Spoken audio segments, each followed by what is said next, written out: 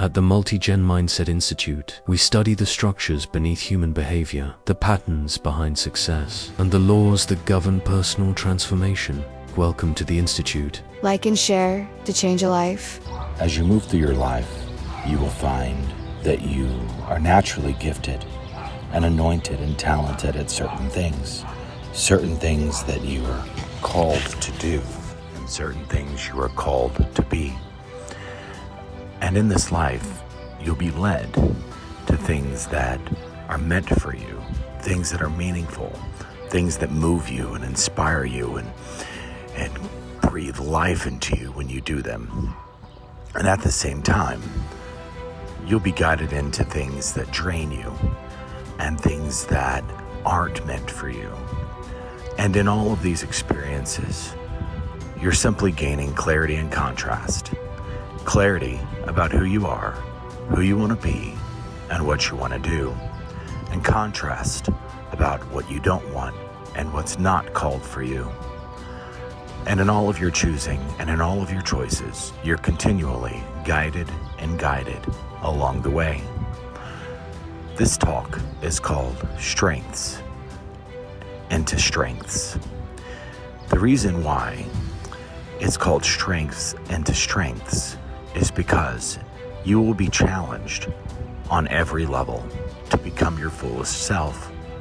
And when you read the narratives of the Bible and you read the narratives of the story between good and evil, between darkness and light, between God and the devil, you will find that the devil or evil is constantly trying to get you to abandon that in which you are, to abandon that in who you are. And the way that darkness can pull you away from your gifting and can pull you away from your talents and can pull you away from what you're called to be and do is by perverting that in which you are meant to be. For example, an artist that's a singer and is anointed and gifted in singing will be pulled into the secular world to create music that doesn't lift hearts and raise vibrations. Somebody who's a writer will be pulled to write not for that which is good, but for that which lowers tone and vibration. One example could be a writer who's gifted but gets continually pulled into working for one of the news stations that broadcasts negativity on a daily basis. Another example could be a singer who gets pulled into creating highly secular music that causes thousands of children to go off of their path rather than creating music that lifts their soul. And everything that you're gifted to do, you are going to be challenged to choose right and choose wrong, and to choose those paths that bring you closer to your truest self. One way that you can tell if you're off your path is misery. For when you don't use your gifts and you don't use that which is meant for you, you will notice frustration. You will feel like you've abandoned something meant for you. And in this life, we're simply seeking happiness. Happiness comes from being productive in our purposes and the things that are meant for us. If you want to find a miserable person, go find somebody who feels like they're not having any progress, who feels like they've abandoned that in which they are. That person will have no joy in their heart. What you're seeking for is to find your place and to know that you're right where you're supposed to be. And it seems anytime that we stop the direction we're going and we turn our hearts inward and upward towards that which is called for us, we will find our home in our hearts.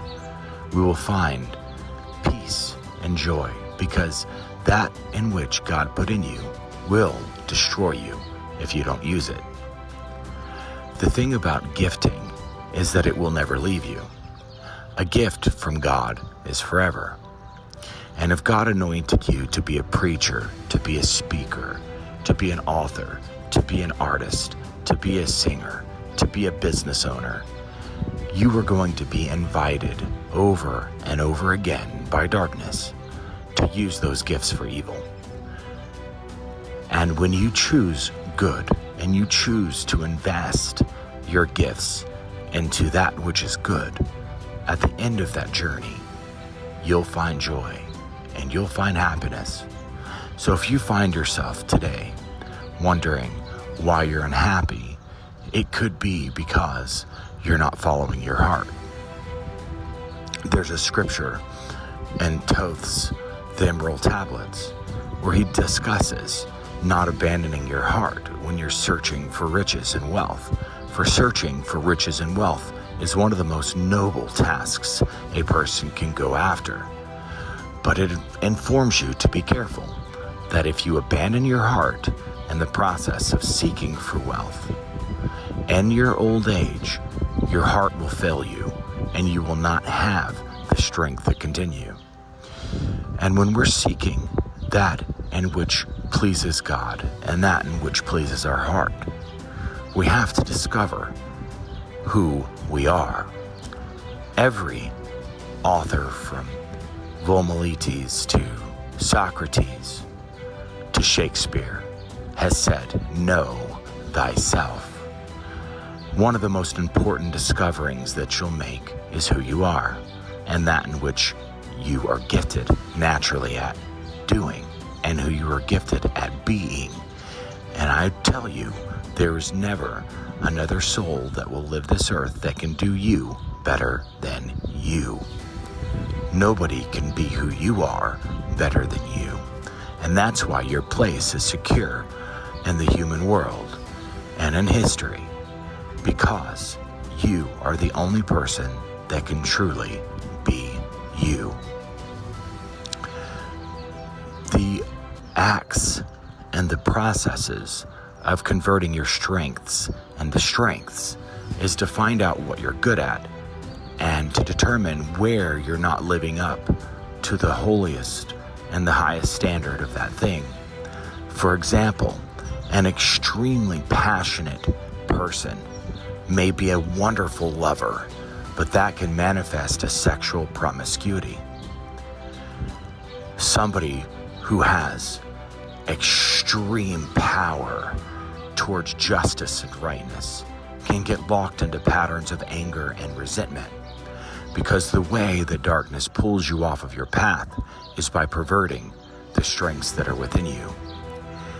Somebody who has a problem maintaining long-term relationships, it could be because they have an extreme attachment to identity and they have an extremely powerful ability to define their identity, and this manifests as an inability to maintain long-term relationships.